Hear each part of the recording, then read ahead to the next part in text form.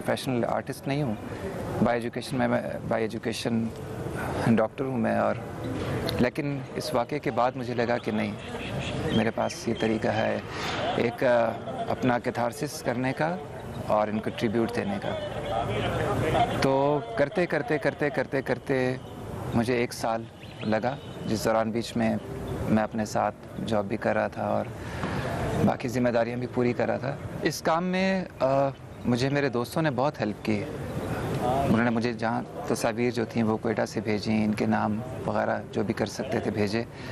मेरे बच्चों ने मुझे बहुत हेल्प की। मेरी जो छोटी बच्ची है इल्हाम, सावल और सारंग, वो इस तरह से हेल्प की कि जब मैं एक पोर्ट्रेट बनाता था तो मैं उसका टेस्ट लेने के लिए इन बच्चों को दिखाता था कि ये इनमें से किसकी तस्वीर लग रही है, और वो जब बता देते थे कि हाँ ये इस शहीद की तस्वीर है, तो मुझे तसल्ली हो जाती थी कि हाँ ये पोर्ट्रेट ठीक बन रही है। और इस अरसे में मैं इनसे बहुत बातें भी करता रहा हूँ। मुझे लगा कि ये सब अब मेरे दोस्त हैं। हालांकि जब ये अपनी ज़िंदगी में हयात थे तो मैं सिर्फ अशरफ सुलहरी को और बाज़ मोहम्मद काकड़ को जानता था, जो मेरे दोस्त।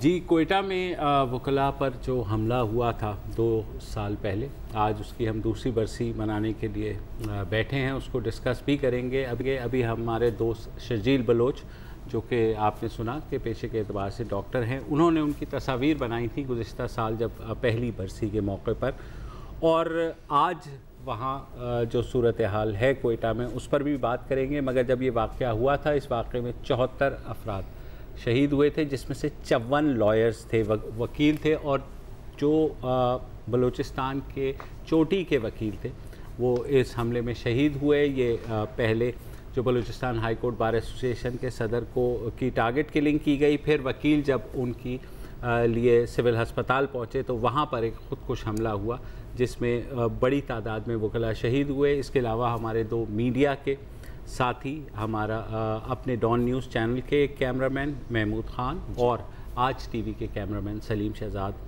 वो भी जहाँ हो गए। 2 बरस गुजर चुके हैं, बहुत से हुकूमतों ने वादे किए, उसमें से कितने पूरे हुए उस पर भी बात करेंगे। इस दरमियान 2016 अक्टूबर में जस्टिस काजी फ़ाइज़ ईसा की सरबराही में एक रुकनी कमीशन ने रिपोर्ट बनाई थी, जिसमें इस सारे न सिर्फ हमले का जायज़ा लिया गया बल्कि कुछ तजावीज़ भी दी गई कि कैसे बलूचिस्तान में दहशतगर्दी को काबू किया जा सकता है। मगर अफसोस कि जब ये रिपोर्ट आई दिसंबर में, तो उस वक्त के जो वज़ीर दाखिला हैं चौधरी निसार साहब, उन्होंने बजाय इसके कि वो इस रिपोर्ट के मंदरजा ज़ात को लेते, उन्होंने इसको रिजेक्ट कर दिया, आना का मसला बना लिया। फिर ये चली गई सुप्रीम कोर्ट, वहाँ केस चलता रहा, और बिल आखिर इस साल जनवरी में सुप्रीम कोर्ट के एक 3 रुकनी बेंच, जिसकी सरबराही जस्टिस आसिफ सईद खोसा कर रहे थे, उन्होंने इसको डिस्पोज ऑफ किया, ये कहते हुए कि ये सिर्फ एक रुकनी कमीशन की राय है, ये सुप्रीम कोर्ट की राय नहीं है। बहरहाल उन्होंने कहा कि हमें ये बताया गया कि जो अथॉरिटीज़ हैं, बहुत से जो इनकी सिफारिशात हैं उन पर अमल कर रही हैं।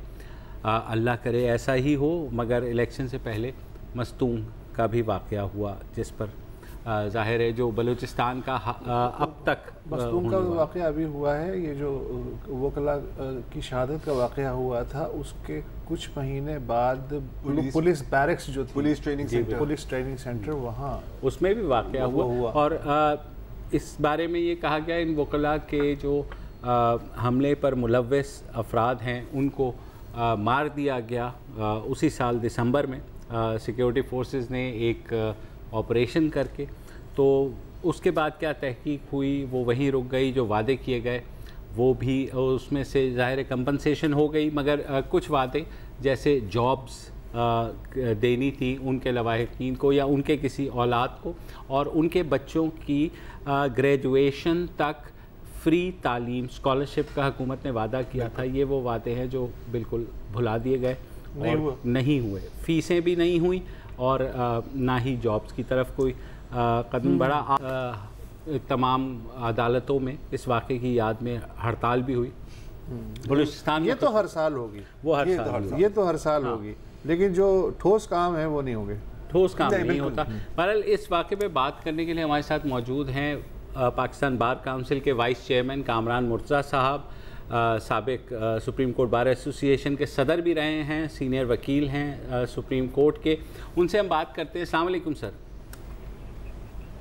वालेकुम अस्सलाम। कामरान मुर्तज़ा साहब, आप आज गए भी बलूचिस्तान इजहार यकजहती के लिए वकला के, और वाकई इतना बड़ा सानिया है कि जो वकला की टॉप ब्रास थी वहाँ पे वो ख़त्म हो गई, बहुत बड़ा एक नुकसान उठाना पड़ा।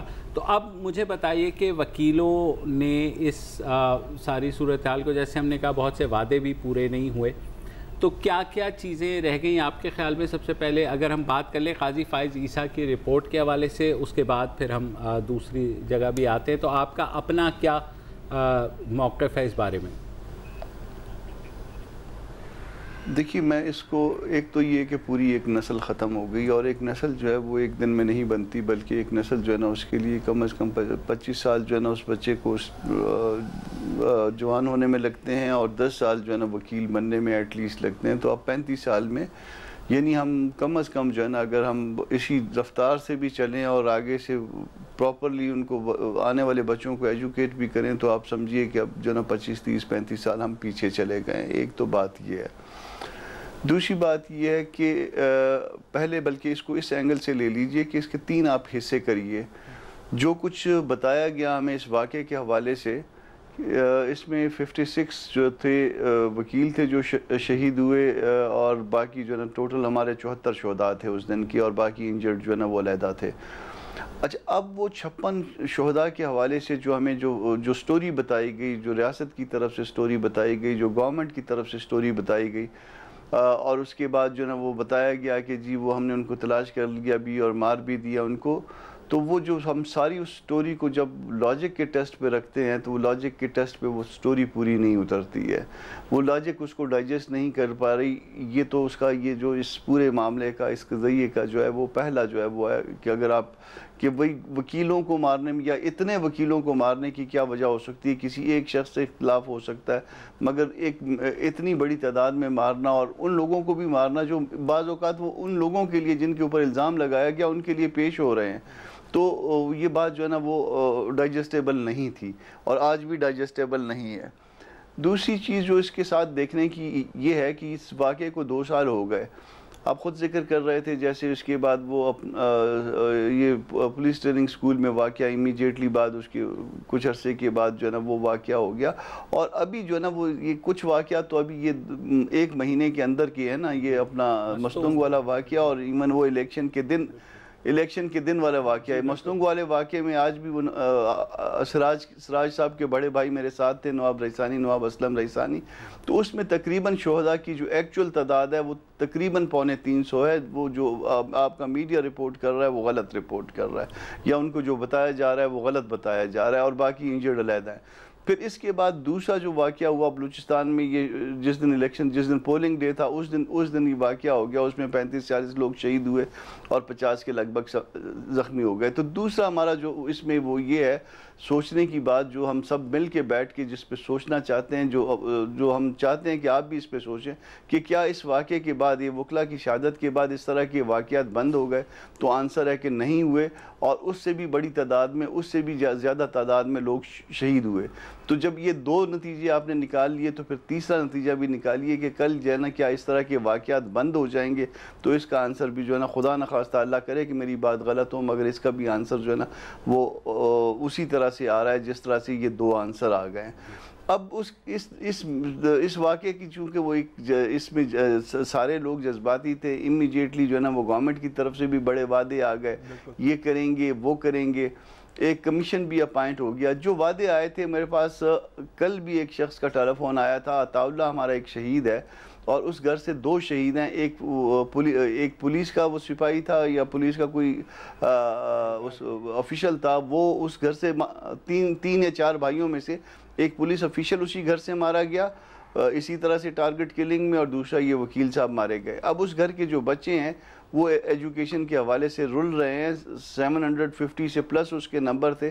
जिन इंस्टीट्यूशंस ने उनके साथ वादा किया हुआ था वो वादे वफा नहीं हो रहे, और वो उसी तरह से कभी मुझे कहते हैं, कभी आपको कहते हैं, कभी किसी और साथी को कहते हैं। तो गवर्नमेंट की तरफ से या उन इंस्टीट्यूशन की तरफ से वादों का हाल इस वक्त ये है। अब उसके बाद आप आ जाइए काजी फायज़ की रिपोर्ट। काजी फायज़ की रिपोर्ट को आप लिंक करिए काजी फायज़ की उस रिपोर्ट को पहले मेरे सवाल के साथ, जो मैं आपको कहता हूँ कि सोचने की बात है कि हमें मारा गया तो क्यों मारा गया, और आया वो जो स्टोरी जो बताई गई कि जी आप लोगों को उन लोगों ने मारा, वजह तो नहीं बताई गई मगर उन लोगों ने मारा, तो वो क्या उसमें कोई वो लिंकेज है। काजी फायज़ की रिपोर्ट जो है ना वो इस सवाल का भी किसी हद तक जो है ना वो कुछ छोटा मोटा जवाब देती थी, और इस बात का भी जवाब शायद आपको काजी फायज़ की रिपोर्ट को अगर डिटेल में पढ़े तो ये जो हमारे अदारों के जो करने के काम है वो करने के काम नहीं करते, और जो ना करने के काम है वो करते हैं। तो काजी फायज़ की रिपोर्ट के ऊपर अगर अमल दरामद हो जाता और इसको संजीदा भी लिया जाता और इसको खामखा इस पे माइंड न किया जाता उस वक्त के इंटीरियर मिनिस्टर की तरफ से, और कहते कि जी ठीक है हम इसको एक्सेप्ट करते हैं और अपने अंदर या उन अदारों के अंदर जो हमसे रिलेटेड है उनके अंदर नकाइस को दूर करेंगे, तो कोई ऐसी बड़ी बुरी बात नहीं थी। कोई उन्होंने बहुत ज़्यादा कुछ चीज़ों को वो टारगेट भी नहीं किया हुआ था, वो बड़ी बचा के लिखी गई रिपोर्ट थी। इसके बावजूद भी वो भी हज़म नहीं हुई। तो ये मामला आता है इसमें, और फिर केस भी डिस्पोज ऑफ कर दिया। केस में उस वक्त पेश हो रहे थे हामिद खान साहब, आज वो इस बरसी में मौजूद थे, और उनका कहना था कि मैंने तो छुट्टी की दरख्वास्त दी हुई थी और मेरी एब्सेंस में जो है ना ये डिस्पोजल हो गया। अब रिव्यू फाइल हुआ है और उसमें शायद उनका वन ऑफ द ग्राउंड ये होगा। तो ये एक डिससेटिस्फेक्शन, एक तो ये कि एक पूरी नस्ल कत्ल हुई, और उसके बाद नस्ल कत्ल जी फरमाइए। कत्ल होने के बाद जो कुछ वादे किए गए वो पूरे नहीं हुए, जो रिपोर्ट आई वो इम्प्लीमेंट नहीं हुई, जो कोर्ट ने जो कुछ किया उस हवाले से लोगों के गिले शिकवे हैं। तो ये सब कुछ ये जो है ना लोगों के दिलों में ये चीज़ें ट्रेवल कर रही हैं। चलिए कामरान साहब, हम एक आध सवाल रह गया, वो ब्रेक के बाद आपसे पूछेंगे और उसके बाद फिर इस मामले पर डिस्कस भी करेंगे। एक ब्रेक में बाद वापस।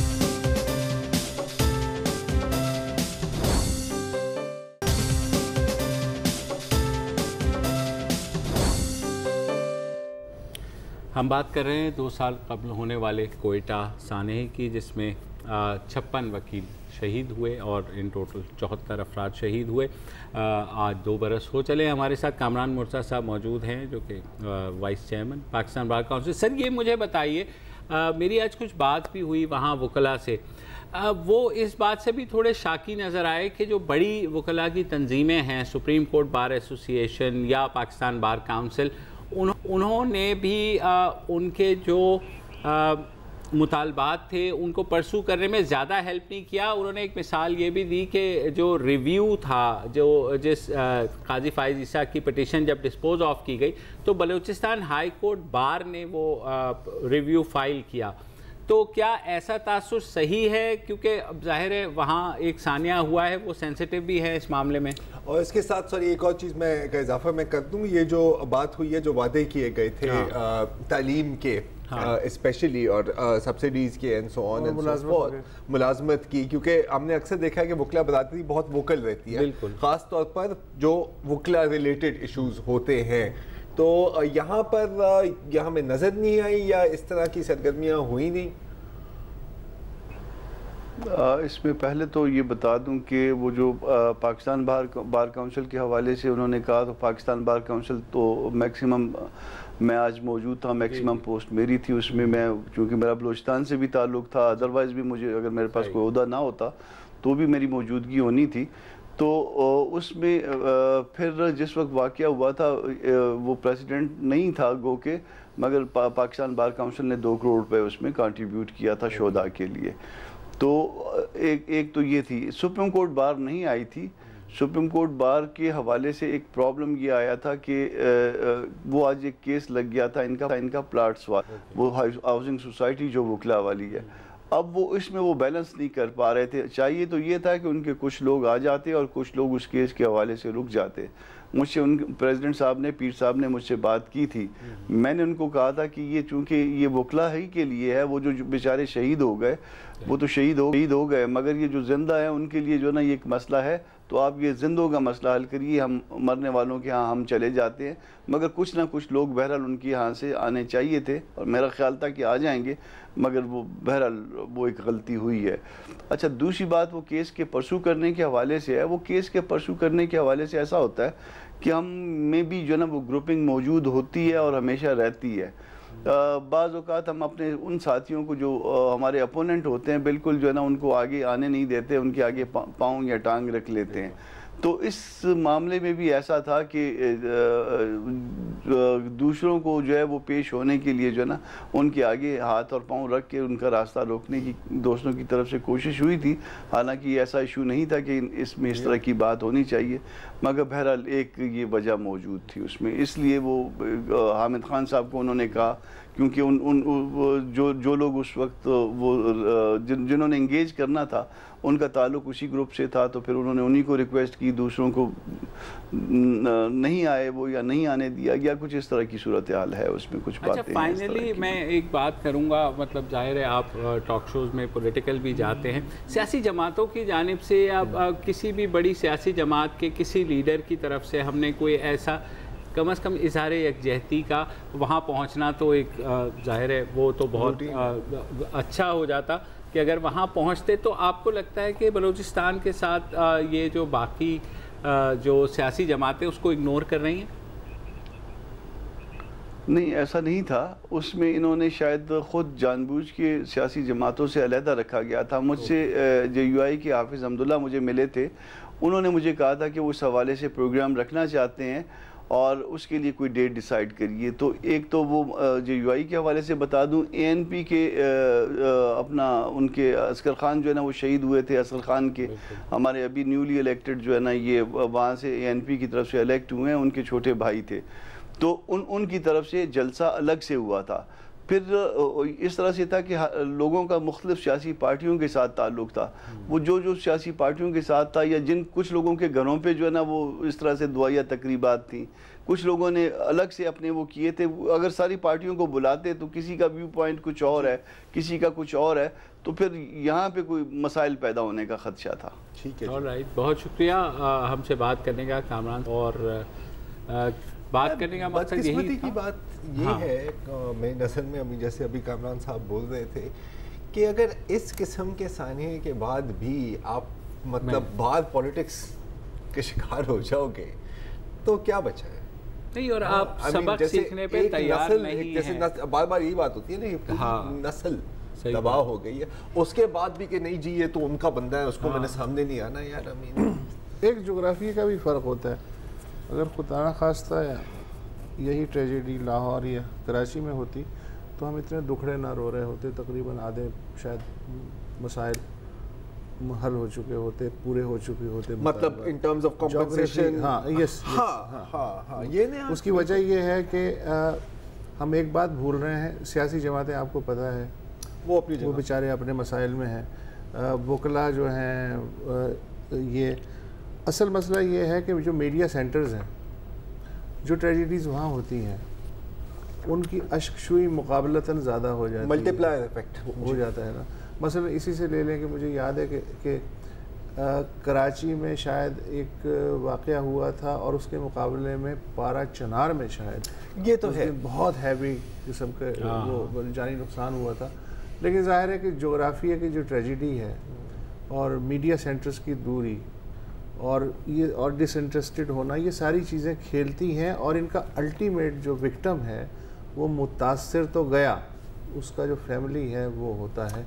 अब ये है, इसका क्या करें यार? पता है मसला पता है क्या है कि हमने तो ये भी देखा है कि जब मेन सेंटर्स में भी कोई सानिया होता है, हालांकि उसके ऊपर मीडिया की कड़ी नज़र भी रहती है, यार मीडिया फॉलो अप कहाँ करता है यार, लेकिन सर ये तो रियासत की जिम्मेदारी है नहीं यार, अब इसमें यार वो तो ठीक है, फॉलो अप कहाँ, हमारे फॉलो अप का रिवाज है यार। वो देखो अब हमने भी इंतजार किया ना कि ये दिन आएगा तो हम ये प्रोग्राम करेंगे, लेकिन देखें अब रियासत हमारे फॉलो अप का इंतजार तो नहीं करेगा यार, मतलब अभी अगर रियासत हमारे फॉलो अप का इंतजार कर रही है तो फिर तो लेकिन रियासत इंतजार करे ना करे आपका फर्ज तो है ना। हाँ, तो इसीलिए तो हम बैठे हैं आज के हमारा। नहीं ये तो आप बरसी पे कर रहे हैं और सारे मीडिया का यही एटीट्यूड है, सिर्फ हमारे क्या हम उसमें हैं। वक्फा ले लीजिए।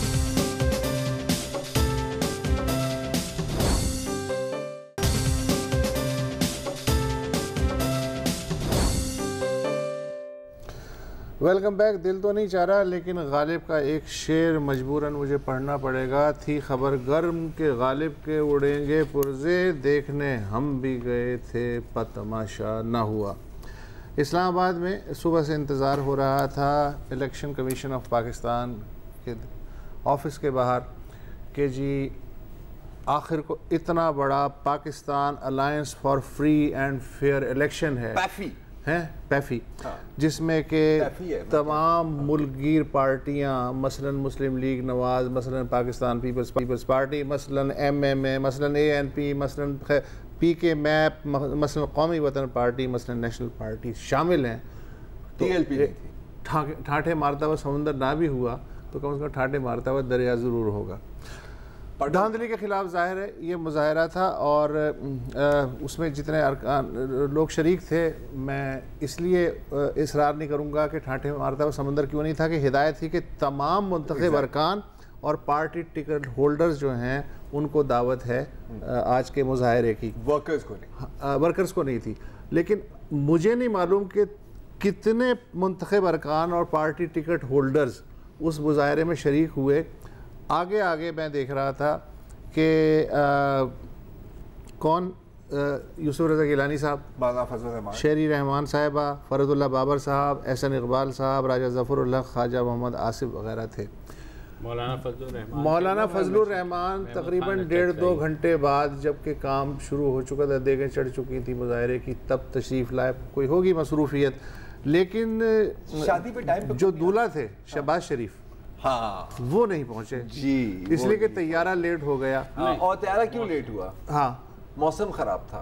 खराब था या बेईमान था, कुछ ना नहीं कुछ था। अच्छा, इस पॉइंट पर अभी वो शाहिद खानज़ादा का मैं शो देख रहा था, एहसन इकबाल साहब से उनकी गुफ्तगू हो रही थी, तो वो ये बात हो रही थी कि जी मौसम खराब था यार, मतलब अच्छा बहरहाल हो सकता है तैयारा लेट, उन्होंने पूरी लिस्ट दी है कि मैं यकीन कर लेता हूँ यार शहबाज शरीफ पे कि तैयारा लेट होगा, लेकिन मुश्किल ये है कि जनता नहीं मान रही। अगर ट्विटर खंजर होता तो इस वक्त शहबाज शरीफ साहब के साथ जो हो रहा है छल नहीं होते, वो खुद उनकी पार्टी वो ये भी कह रहे हैं कि जनाब वो तो मोटरवे से आपको 3 घंटे में पहुंच सकते हैं यार, मतलब ऐसी बातें होनी है कि मैं दोहरा नहीं सकता। हाँ। अच्छा चले, बिलावल साहब से मुझे इसलिए शिकायत दी कि वो तो खैर किसी इजलास में ही शरीक नहीं हुए जब से ये इजलास हो रहे हैं इनके।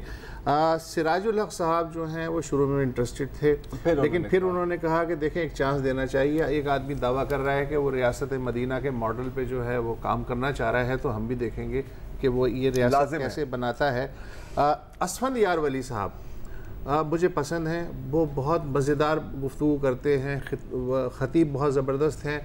उनकी जमात ने मुजाहरे भी किए ठीक ठाक किस्म के, लेकिन असफंद यार वली साहब मुझे नहीं पता कि आज के मुजाहरे में या जो मीटिंग्स हो रही हैं उसमें डिसइंटरेस्टेड क्यों हैं। हासिल खान बलोच की इज़्ज़त दुगनी हो गई थी जब सेनेट के इलेक्शन के बाद उन्होंने यादगार खिताब किया था सेनेट में कि आज काला दिन है। हासिल खान साहब वो उनकी भी मुझे यहाँ तस्वीर नज़र नहीं आई है।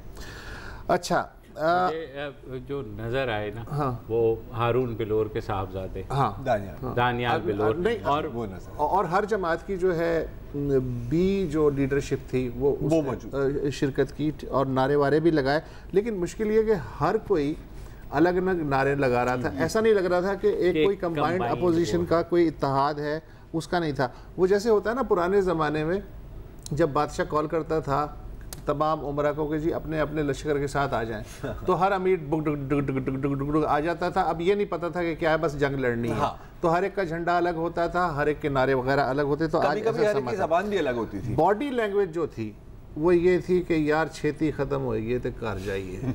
ये जो है, हालांकि पहला था शो ऑफ स्ट्रेंथ, इतना जोशो खरोश होना चाहिए था, लेकिन उसका 1/4 भी नहीं था। लोगों की उम्मीदें इस वजह से भी बंधी कि जो खैबर पख्तूनख्वा में MMA के सुबह जलसे निकले उसके अंदर खासी तादाद थी और इससे ज़्यादा तादाद MMA नहीं, फजलुर रहमान साहब, हाँ, इसलिए कि बलूचिस्तान में भी और डेरा इस्माइल खां में भी जो रोड्स ब्लॉक की हैं वो फजलुर रहमान साहब के हामियों ने की हैं, लिहाजा हम इसे MMA ना कहें तो ज़्यादा बेहतर होगा।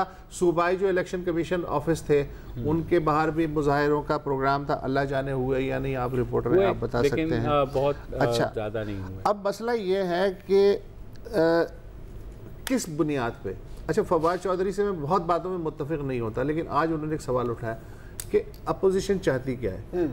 मसला अगर धांधली हुई है तो फिर धांधली का मतलब लॉजिकल ये है कि जी धांधली ज़्यादा इंतखाबात है, असरनो इंतखाबात होने चाहिए। लॉजिकल जवाब तो ये है। अब धांधली ज़्यादा असम्बलियों में हल्फ भी उठाना है, हुकूमत साजी में भी इंटरेस्ट लेना है, या जहाँ मौका मिले शामिल होने की कोशिश भी करनी है। क्या करना है इसके बाद, शेड्यूल क्या है? जैसे हमने देखा था PNA का MRD वगैरह का शेड्यूल होता था कि जी कल यहाँ परसों वहाँ गिरफ्तारियाँ पेश करनी है, क्या नहीं करना कोई नहीं जानता। अब धांधली ज़्यादा असम्बलियों के अंदर जाके धांधली के ख़िलाफ़ भरपूर एहतजाज किया जाएगा।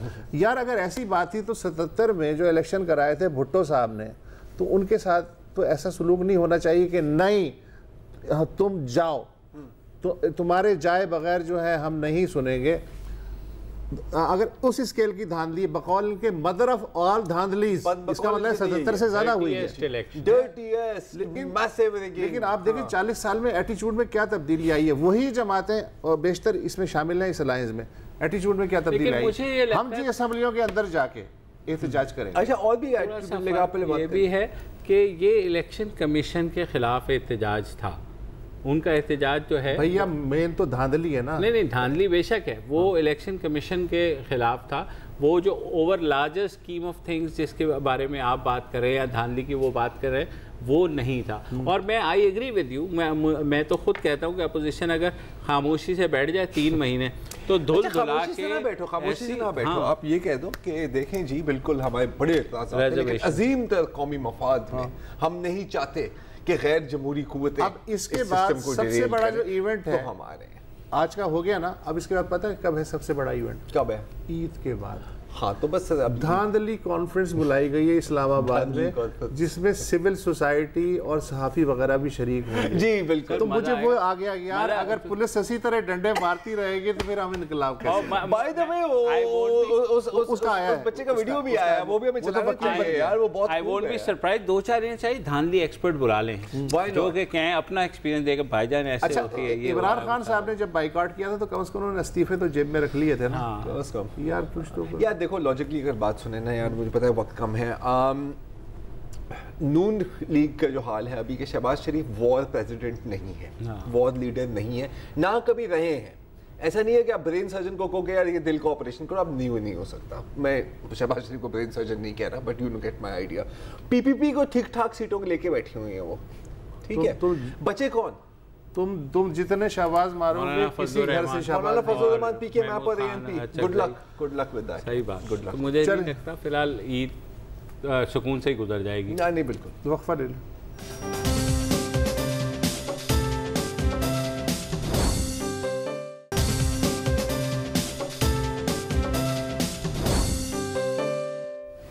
Welcome back. रेहाम खान साहिबा अक्सर ख़बरों में रहती हैं, पहले शादी, फिर तलाक और फिर किताब, और किताब से पहले आने से पहले जो एक माहौल बना हुआ था, और अब ट्वीट्स और टॉक शोज़, और हाल में ही अब उनका ये भी कहना है कि जी मौलाना फजलुर रहमान की, क्योंकि हम बात कर रहे थे, तो उनके एक इंटरव्यू पर कमेंट करते हुए उन्होंने कहा कि जी अगर मुझे पहले पता होता कि इमरान खान के पीछे इस तरह की बैन अल-अक़वामी कुव्वतें उनको सपोर्ट कर रही हैं तो मैं कभी शादी ना करती। काश मुझे मौलाना साहब ने ये बात पहले बता दी होती। बहरहाल आई मीन एनीवे, और क्योंकि बहुत लोगों को ऐसी बातें पसंद नहीं आती, और आपको पता है हर बंदे के हाथ में मोबाइल फ़ोन है और वो पकड़ लेते हैं लोगों को ऐसे गुजरते गुजरते, तो यहाँ ऐसा ही हुआ रेहाम खान साहिबा के साथ कि वो UK में कहीं एक इंटरव्यू दे रही थी, कहीं पब्लिक प्लेस में, जी हाँ पार्क में, तो एक खातून आ गई और ये एक अजीब क्वाज़ा इंग्लिश में कुछ अजीब व गरीब सवालात करने लग गई, और इस तरह की हरासमेंट किसी की भी नहीं करनी चाहिए फ्रैंकली स्पीकिंग। और हस्बे मामूल उसके बाद फिर आधे लोग तनकीद कर रहे हैं कि जी आपको ऐसा नहीं करना चाहता, और बाकी उनको गुलदस्ते पेश कर रहे हैं कि जी वाह वाह वाह आपने बोलती बंद कर दी। मीडिया भी इसमें आ गया कि जी ये देखें कि क्या किया है इमरान खान के साथ, और बड़ी in a very gloating kind of way ना कि इनकी बोलती बंद कर दी।